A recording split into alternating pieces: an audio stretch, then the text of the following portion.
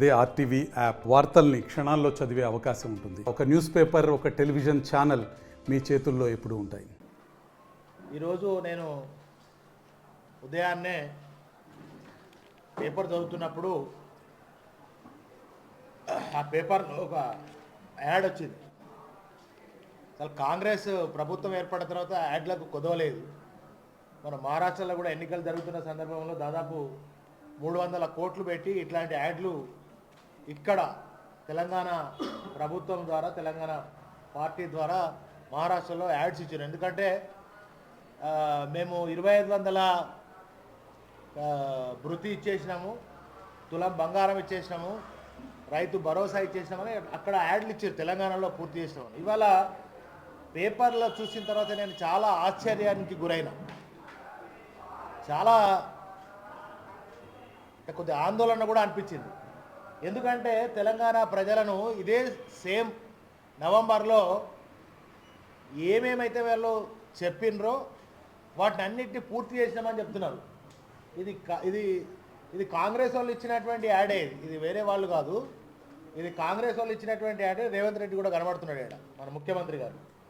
So ఏమంటాడంటే ఇందిరమ్మ కూడా కనబడుతుంది మనకు. ఇందిరమ్మ మంచిగా, ఇందిరమ్మ రాజ్యం అన్నారు, ప్రజాపాలన అన్నారు, చాలా బాగా చెప్పిండ్రు. ఇట్లా అన్ని పేపర్లలో ఇచ్చారు యాడ్స్.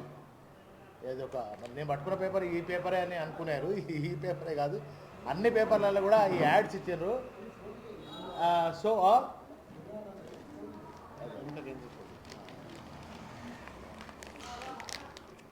ఇలా అన్ని పత్రికలలో మాట ఇచ్చాము, పూర్తి చేశామని చెప్పి యాడ్స్ ఇస్తే నాకు కొద్దిగా ఆందోళన కలిగించింది.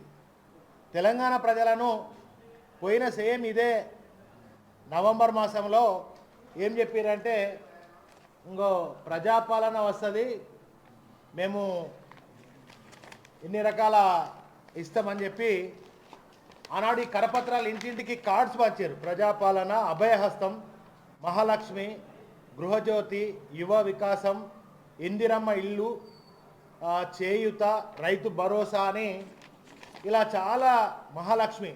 ఇవాళ వరంగల్లో సమావేశం అవుతున్నట్టు నేను పేపర్లో కూడా చూసిన. ఈ మహాలక్ష్మి మహిళలకు ప్రతి నెల 2500 ఇస్తామని చెప్పిండ్రు ఆనాడు. ఇవాళ అందుకే మహిళలను వరంగల్కు పిలిచి ఏదో సభ పెడుతున్నట్టున్నారు.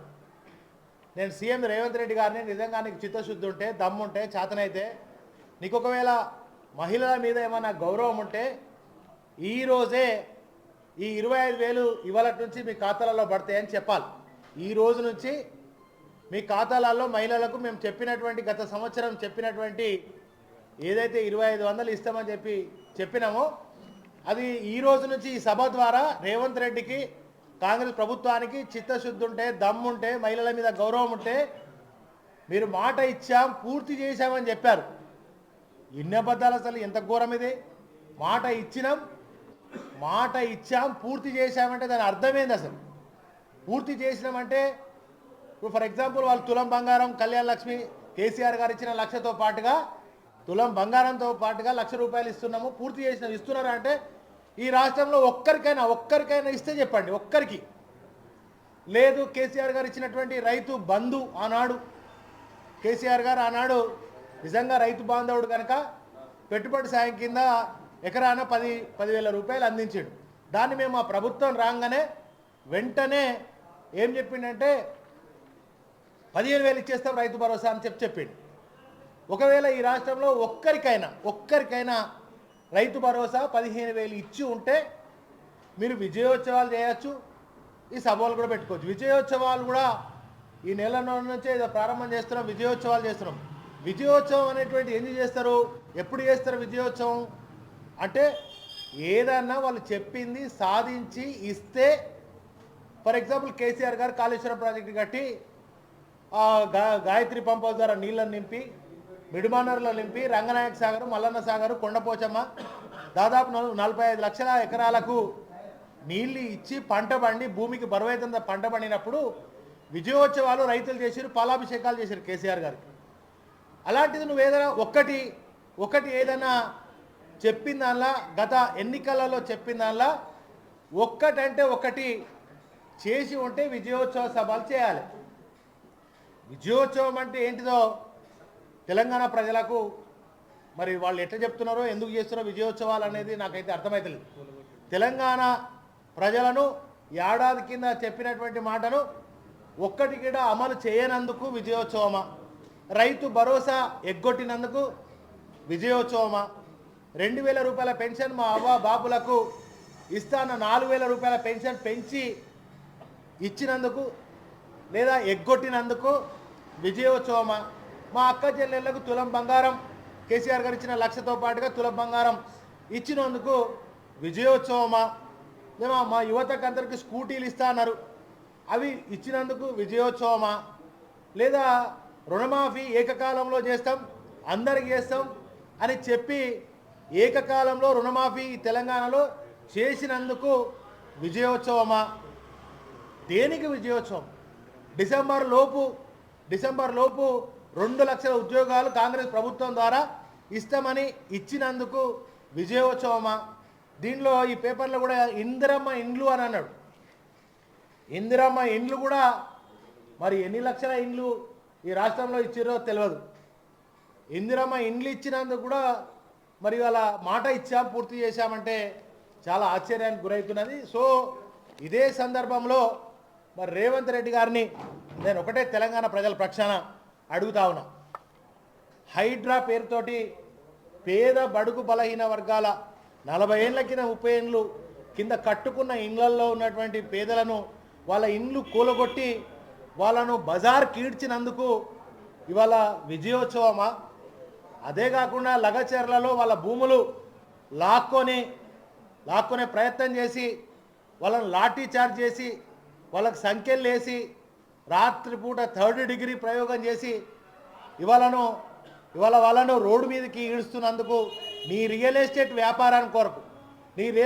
వ్యాపారం కొరకు లగచర్లలో జరుగుతున్నటువంటి దాష్టికం తెలంగాణని వల్ల ఒక రావణ కాష్టాన్ని తయారు చేసినాం. ఇందిరమ్మ రాజ్యంలో ఆనాడు ఎమర్జెన్సీ పెట్టింది. మళ్ళీ తెలంగాణలో ఇవాళ ఎమర్జెన్సీ జరుగుతున్నందుకు విజయోత్సవాల అనేది తెలంగాణ ప్రజలు ఇవాళ అడుగుతూ ఉన్నారు రేవంత్ రెడ్డి గారు సమాధానం చెప్పాలి. ఏం సాధించినవని విజయోత్సవ సభలు ఇలా వరంగల్లో సభ జరుగుతున్నది, మళ్ళీ మన కరీంనగర్ కూడా వస్తున్నాడు. కరీంనగర్ ఏదైనా ప్రారంభం అయితే ఆనాడు కేసీఆర్ గారు ఉద్యమమైన సంక్షేమ పథకమైన కరీంనగర్ నుంచి ప్రారంభం చేసిండు. కరీంనగర్ కూడా వస్తాడు, ఉమ్మడి కరీంనగర్ జిల్లా వేములవాడ కూడా ఏదో వస్తాడు అన్నట్టుగా తెలుస్తుంది. మరి ఆయన ఎందుకు వస్తాడు, వస్తే ఏం చేస్తాడు? ఇవాళ రైతుల నోట్లో మట్టి కొట్టినందుకు ఇలా విజయోత్సవ సభల, ఇలా మరి ఫార్మా పేరుతోటి రైతుల మీద కేసులు పెట్టి వాళ్ళని అక్రమ అరెస్టులు చేస్తున్నందుకు ఇలా విజయోత్సవ సభల. అదే కాకుండా కొంచెమైనా నిజంగా రేవంత్ రెడ్డి గారికి సిగ్గుండాలి. సిగ్గు లేదు, ఎట్లాగూ సిగ్గానే ఉండాలి రేవంత్ రెడ్డి గారు. నాకు చాలా బాధ అవుతుంది ఒక ముఖ్యమంత్రి గారిని ఇలా మాట్లాడాలంటే. ఎందుకంటే ఇవాళ లగచర్లలో కానీ హైడ్రాలో కానీ అక్కడ మా మహిళలు అక్కజెల్లలు అందరూ ఏం మాట్లాడుతున్నారంటే బూతులు మాట్లాడుతూ ఉన్నారు.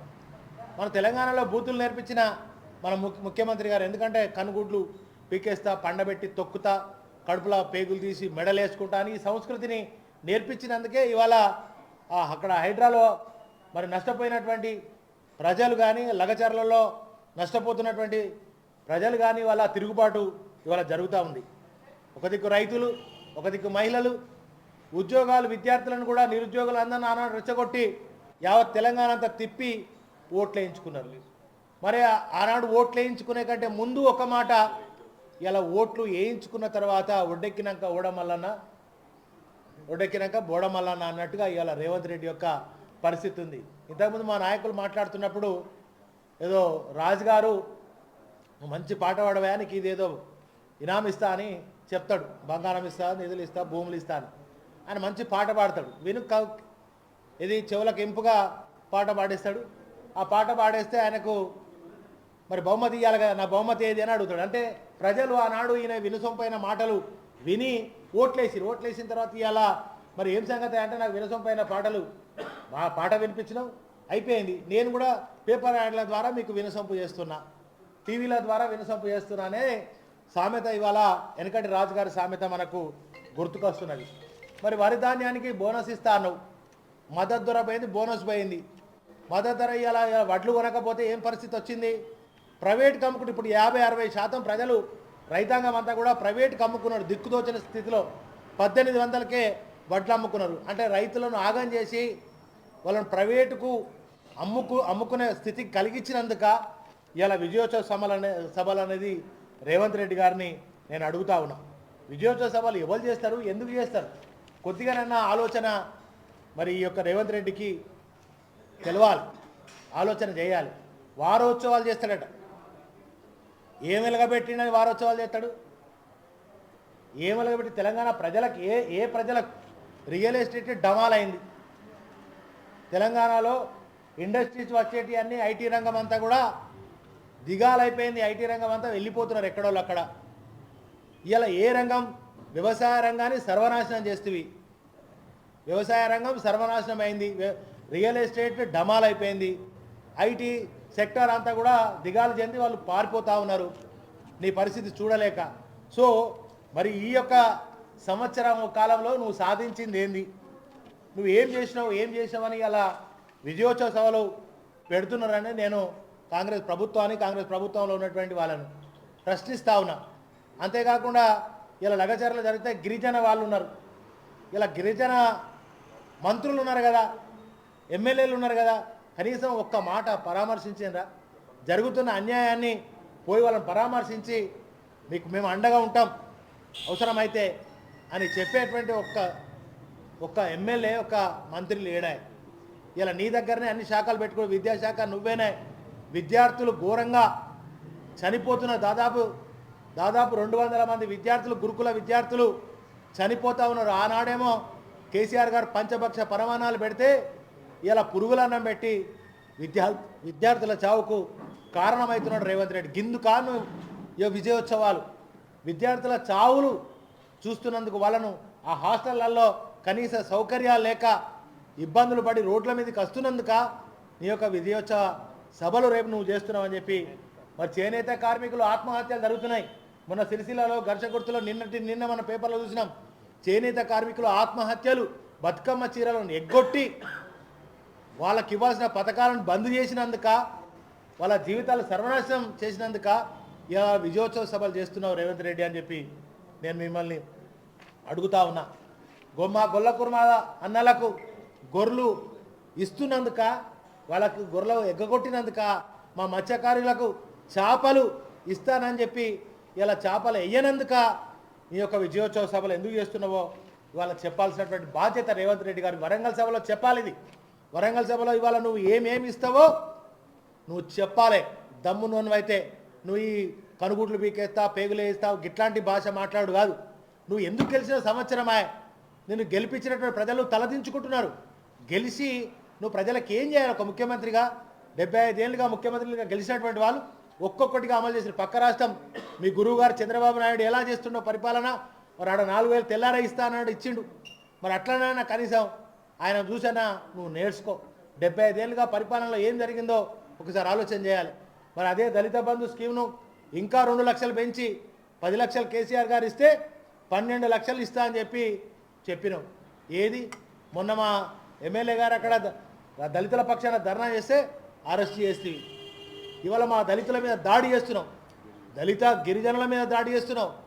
దళిత వ్యతిరేకి, రైతు వ్యతిరేకి, గిరిజన వ్యతిరేకి, విద్యార్థుల వ్యతిరేకి, ఇలా అన్ని సామాజిక వర్గాలు ఇలా తెలంగాణ 10 ఏళ్ళ కిందికి పోయింది. మళ్ళీ తెలంగాణ ఇలా పోలీసుల మీద కేసులు పెట్టుకునే దౌర్భాగ్య పరిస్థితి వచ్చింది. 10 ఏళ్ళ కింద ఏ విధంగా అయితే తెలంగాణ ఉండేనో మళ్ళీ వెనుకకు ఈ యొక్క తెలంగాణను కాంగ్రెస్ ప్రభుత్వం, రేవంత్ రెడ్డి సర్కార్ నెట్టేసినటువంటి పరిస్థితి వచ్చింది. ఇవాళ ఏది లేదు, స్కాలర్షిప్లు లేవు, ఏవి లేవు, విద్యార్థులకు ఏ రకమైనటువంటి ప్రోత్సాహం లేదు. కనుక రేవంత్ రెడ్డి గారిని ఇవాళ వరంగల్లో జరుగుతున్నటువంటి సభ ద్వారా ఇవాళ బీఆర్ఎస్ పార్టీగా మరి మేము డిమాండ్ చేస్తూ ఉన్నాం. వెంటనే నువ్వు చెప్పినటువంటి 6 గ్యారెంటీలు, 420 హామీలు ఏవైతే ఉన్నాయో అవన్నీ కూడా రేపటి నుంచి ఈ రోజు నుంచి అమలైతాయి రైతు భరోసా. నీకు రైతు భరోసా ఇవ్వడానికి ఏందే బాధ? 5 ఎకరాలని 5 ఎకరాలకు ఇస్తా అని చెప్పు దమ్ముంటే. 10 ఎకరాలని కెటాప్ పెట్టి 10 ఎకరాలకు ఇస్తా అని చెప్పు.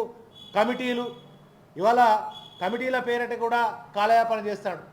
కమిటీల పేరిట కాలయాపన జరుగుతుంది తప్ప ఒక్క సంక్షేమ పథకాన్ని కూడా ఇవ్వలే. ఇలా బస్సులు తుస్సుమన్నాయి. ఆనాడు 10 బస్సులు నడితే ఇలా 5 బస్సులు చేసినావు. ఇలా బస్ స్టాండ్లలో బస్సులు ఆగుతలేవు. నువ్వు బస్సు ఒకటి సక్సెస్ అని అనుకుంటున్నావు కానీ బస్సు కూడా అట్టర్లీ ఫ్లాప్. కాంగ్రెస్ ప్రభుత్వం తెలంగాణ రాష్ట్రంలో సంవత్సరంలో అట్టర్లీ ఫ్లాప్ ప్రభుత్వం అయిపోయింది. ఫెయిల్యూర్ ప్రభుత్వం అయిపోయింది. ఏం కూడా ఇవ్వనటువంటి పరిస్థితి అయిపోయింది. ఇవాళ నేటి నుంచి నిరవధికంగా మరి డిగ్రీ కళాశాలలు వాళ్ళు సమ్మె చేస్తూ ఉన్నారు. దౌర్భాగ్య పరిస్థితి. మళ్ళీ రోడ్డు మీదకి వచ్చేటువంటి పరిస్థితి.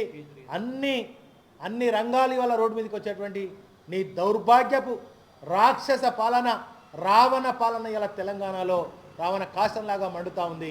కనుక ఇప్పటికైనా రేవంత్ రెడ్డి సిగ్గు తెచ్చుకొని ఇచ్చిన మాట ప్రకారంగా ఇలా పేపర్ ప్రకటనలో మాట ఇచ్చాం మరి సాధించామనేది కాదు. ఇవాళ ఇచ్చినామని చెప్పడం పూర్తి చేసినామని చెప్పడం సిగ్గెట్లా లేదు అసలు. మాట ఇచ్చినాం, పూర్తి చేసినాం. అది నేను ఇదే వేదికగా నేను ఒక ప్రెస్ మీట్ పెట్టిన అన్నాడు ఏకకాలంలో రుణమాఫీ చేస్తున్నామని చెప్పిండు. ఏకకాలం ఏదే బాబు, ఏకకాలంగా ఇప్పటి వరకు రుణమాఫీ కాలే. మరి అదేవిధంగా ఇవాళ కూడా మరి ఇవాళ పూర్తి చేసిన చెప్పుకోవడానికి కొద్దిగా మానము, సిగ్గు, లజ్జ ఇవన్నీ ఉండాలి రేవంత్ రెడ్డికి.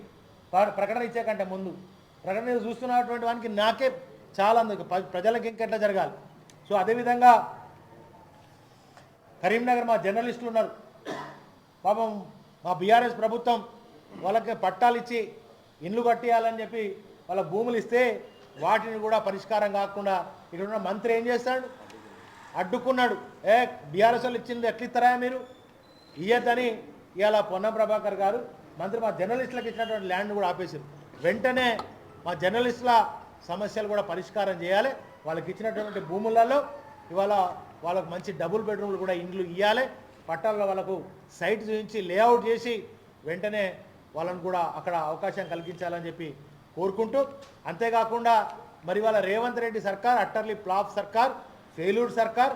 కనుక మీకు దమ్ముంటే, ధైర్యం ఉంటే ఆనాడు ఏదైతే కేసీఆర్ గారు చెప్పింది చేసిండు 100%. ఇవాళ మీరు కూడా ఏడాది దాకా ఓపిక పడుతూనే ఉన్నాం. ఇలా సభలు పెడుతున్నావు. సభలు ఎందుకు పెడుతున్నావో తెలియదు. నిజంగా చెప్తున్నా మళ్ళొక్కసారి మీడియా ద్వారా ఇలా వరంగల్ సభలో 2 గంటలకో మరి 3 గంటలకో నీ సభ ఉంది, ఎన్ని గంటలకు వస్తావో తెలియదు. కనుక మా మహిళలు వస్తారు. మా మహిళలకు అదే స్టేజ్ మీదుగా తులం బంగారం ఇయ్యాలటి నుంచి అమలు అవుతుందని చెప్పు దమ్ముంటే. 2500 ఈ రోజు నుంచి అమలు చేస్తా. నీకు దమ్ముంటే, నీకు చిత్తశుద్ధి చెప్పు. స్కూటీలు ఇస్తా అని ఇవాళ అనౌన్స్మెంట్ చేయి. మా మహిళలకు ఇస్తా అని అన్నీ కూడా ఇవాళ అనౌన్స్మెంట్ చెయ్యాలని నేను డిమాండ్ చేస్తున్నా. భారత రాష్ట్ర సమితి పక్షాన నేను డిమాండ్ చేస్తా ఉన్నా. నీకు దమ్ముంటే, ప్రజల మీద గౌరవం ఉంటే, గెలిపించిరనే వాళ్ళ మీద విశ్వాసం ఉంటే, వాళ్ళు ఓట్లేసిరనేటువంటి మరి విశ్వాసం, వాళ్ళు గెలిపించిరనే అది ఉంది కనుక నీకు వెంటనే ఈ డిమాండ్లన్నీ కూడా పూర్తి చేయాలి. 6 గ్యారెంటీలన్నీ కూడా పూర్తి చేయాలని చెప్పి నేను రేవంత్ రెడ్డి సర్కార్ను డిమాండ్ చేస్తాను.